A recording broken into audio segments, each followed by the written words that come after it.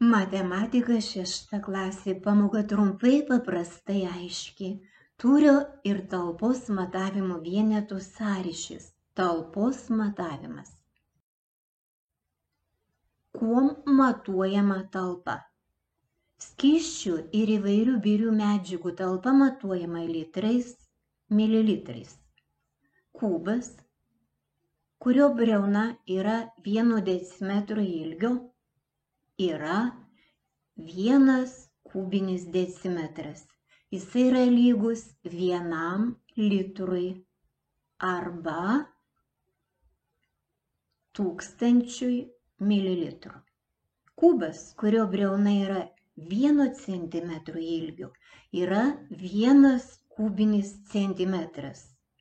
Jis yra lygus 1 mililitrui. Tai 1 litras yra lygus 1 kubiniam decimetrui, 1000 kubinių centimetrų, 1000 mililitrų. Tūrio ir talpos matavimo vienetų sąryšis. Reikia apskaičiuoti, kiek kubinių decimetrų, mililitrų sulčių yra 2 litrų ąsotyje.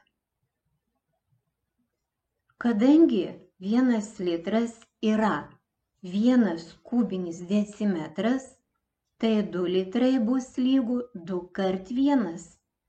Gauname, kad tai yra 2 kubiniai decimetrai.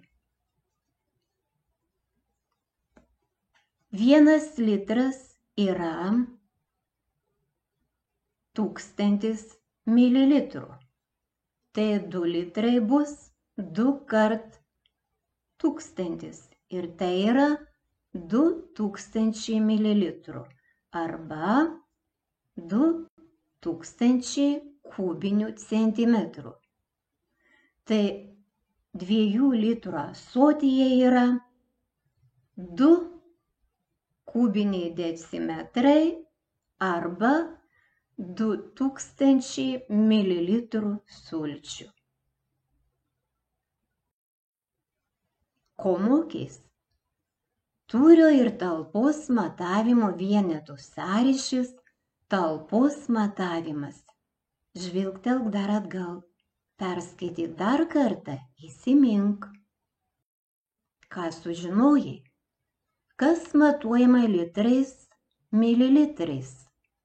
Kiek litrų sudaro 1 kubinį decimetrą? Kiek mililitrų sudaro 1 kubinį centimetrą? Jei atsakei šiuos klausimus, tau puikiai pavyks atlikti užduotis. Atlik užduotį.